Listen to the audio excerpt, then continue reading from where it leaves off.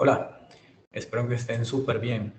Continuando con nuestra serie de videos analizando la Convención Constituyente chilena, vamos en este caso a dar una revisión al último informe, al tercer informe de la comisión, lo que fue aprobado en comisión frente a reformas a la justicia. Nuevamente porque hay lecciones importantes para el caso colombiano. Como les dije en el video anterior y lo sostengo en este también, la Convención Constituyente chilena ha sido una sorpresa muy grata, pues ha desarrollado muchos de los preceptos que personas que compartimos la ideología republicana podríamos sentirnos identificados en esto. Entonces, no más que eso. Bien, por acá tenemos lo aprobado en el último informe, en este caso es el tercero que les estábamos comentando. En la parte final es en donde está lo aprobado en definitiva, ¿no? Pues acá en este informe pueden ver que hay 307 páginas, por ahí desde la 240 hacia adelante está lo aprobado. En la parte previa está todo el debate, medidas que fueron rechazadas o no, por qué, ¿no? Algunos comentarios bastante breves de los convencionales, todo esto. Y que lo que quería entrar a comentarles entonces era el tema de la justicia constitucional. Bueno, me gustaban más las primeras versiones, las versiones preliminares o las ideas primarias con las que pretendían constituir temas de control de constitucionalidad en Chile. Lamentablemente en este tercer debate no fueron aprobadas, pero me parecían que iban a evitar el desorden, el desastre, la anarquía que actualmente tenemos en el caso colombiano, ¿no? Bueno, de hecho les comento bastante breve. Las primeras ideas hablaban de directamente eliminar el Tribunal Constituyente chileno. ¿Sí? Es como si a un colombiano le dijeran vamos a eliminar la Corte, la Corte Constitucional, ¿no? Pues la mayoría de los colombianos es bastante probable que estuvieran en contra de una medida así. En parte creo que es porque no tienen o porque tienen una especie de complejo de inferioridad, quizás, que piensan que no pueden deliberar y solucionar sus problemas democráticamente con sus conciudadanos y creen que 9 personas o una alta corte van a solucionar estos temas por ellos, ¿no? Pero bueno, lamentablemente no pasó ese artículo.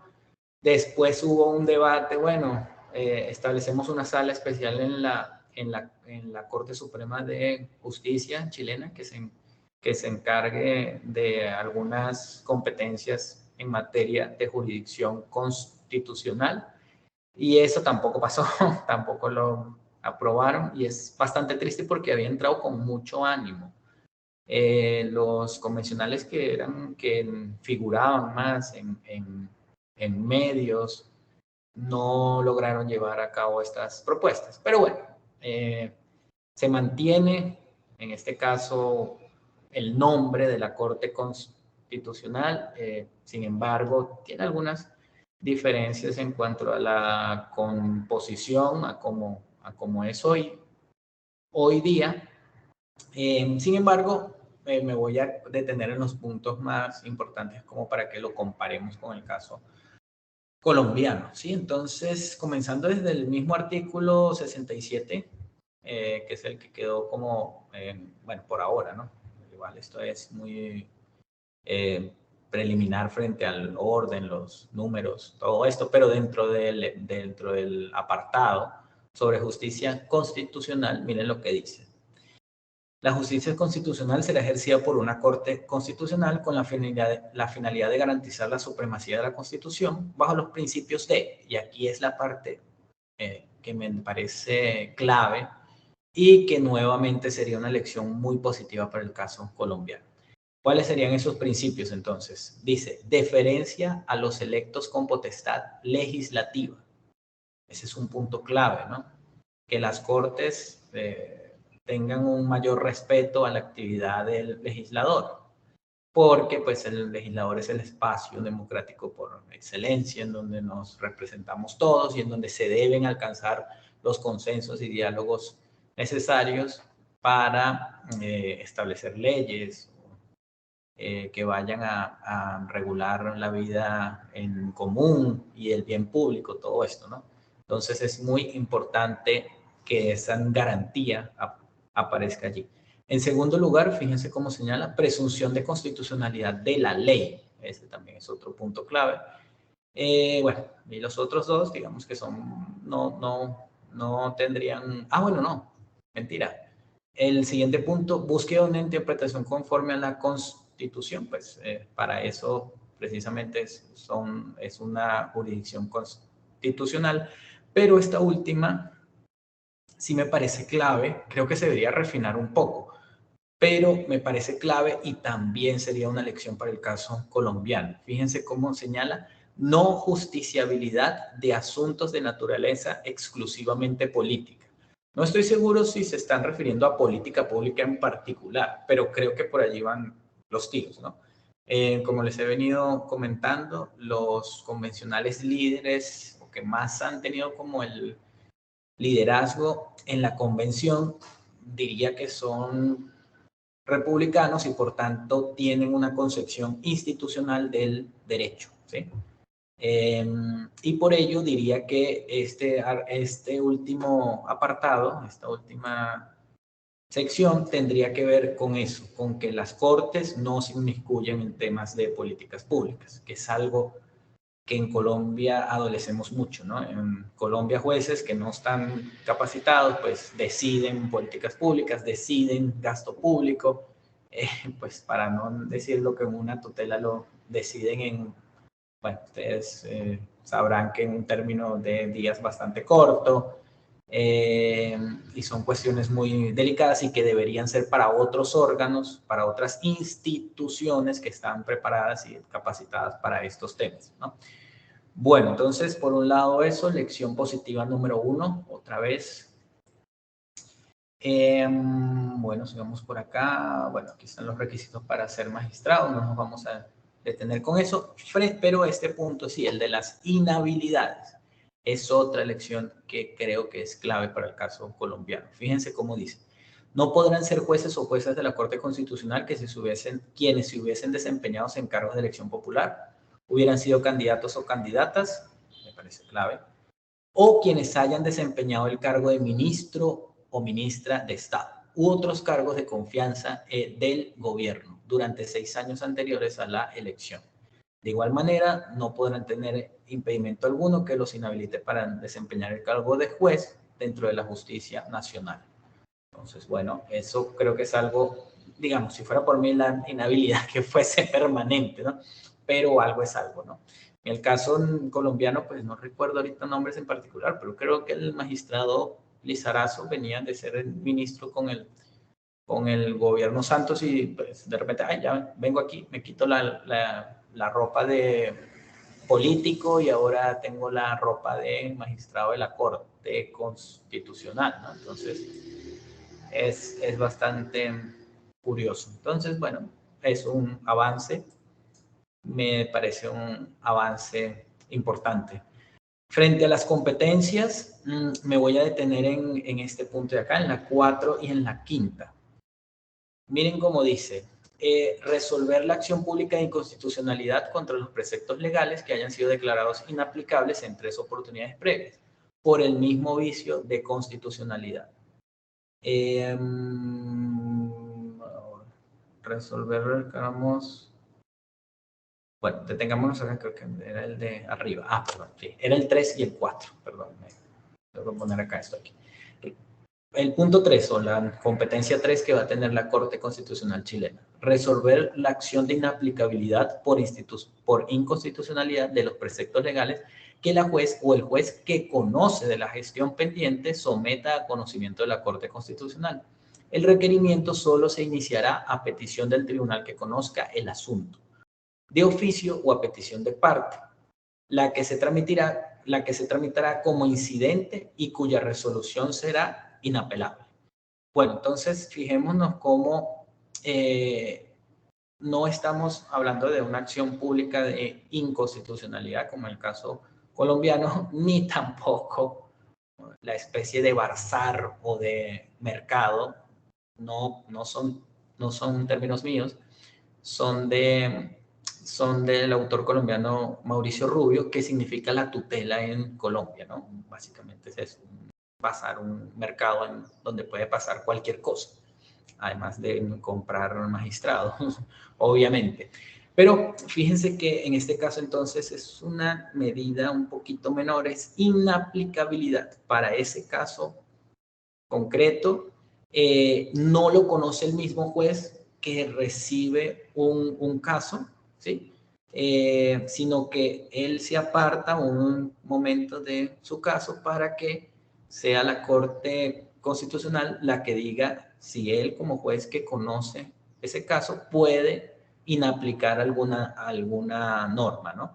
Y en defensa de la ley, pues arriba en otros artículos se establecen cuáles son las condiciones para que se pueda declarar la inaplicabilidad de una norma.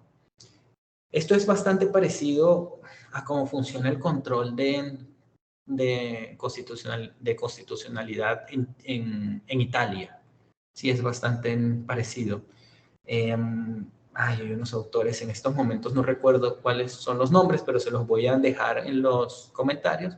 Autores en los que pueden ver cómo es el control de constitucionalidad en otros países y en Italia en particular, que creo que fue el caso en el que se inspiraron aquí los convencionales chilenos, ¿no? Y fíjense cómo, entonces, bueno, este caso de inaplicabilidad sería únicamente para ese caso en particular, ¿no? No es para el resto de los casos, ni es que el artículo o la norma desaparece del ordenamiento jurídico, ¿no?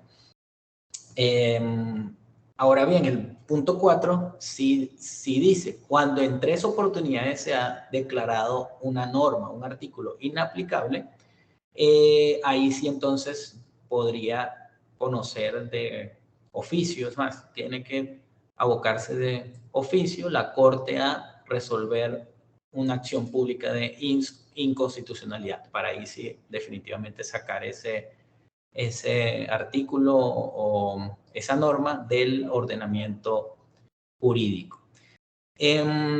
Bueno, aquí otra vez una tristeza.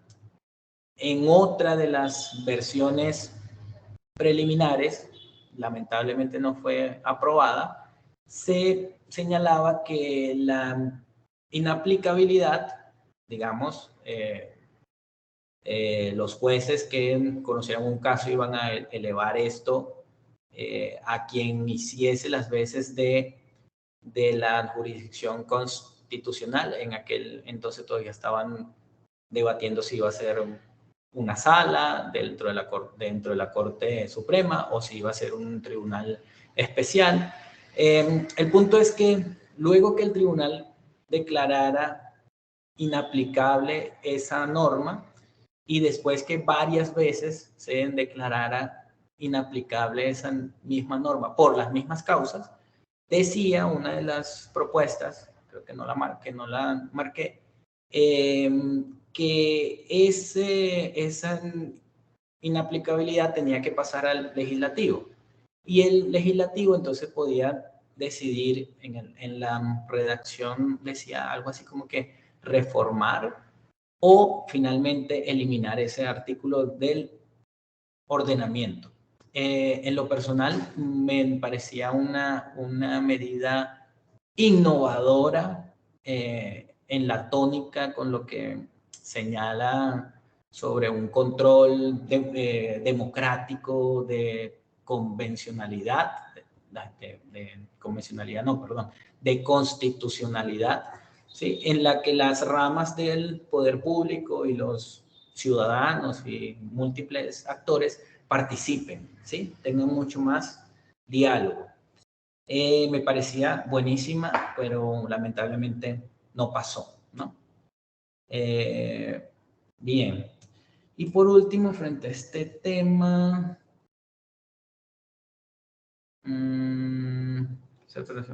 Bueno, no creo que constitucional. Bueno, no, creo que esos son los temas que eran como más innovadores y que podrían servirnos para reflexionar posiblemente frente a algunos cambios en Colombia.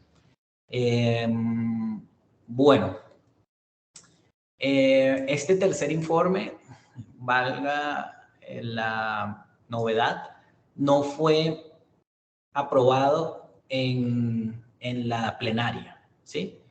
Por lo que tiene que volver a la comisión y realizarse ajustes nuevos, ¿no? Claro, todo este informe de comisión tocaba muchos otros temas, ¿no? Tocaba órganos autónomos, bueno, y algunos otros puntos. Yo me concentré en este caso en el sistema judicial, ¿sí?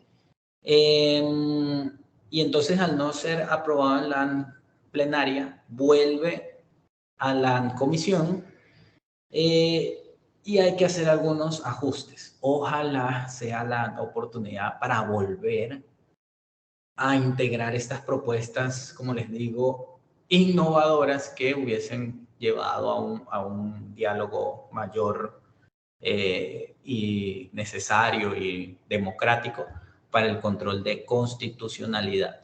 Bueno, por último, lo que hemos venido tocando siempre, la pregunta ideológicamente, ¿quiénes están saliendo más favorecidos acá o no?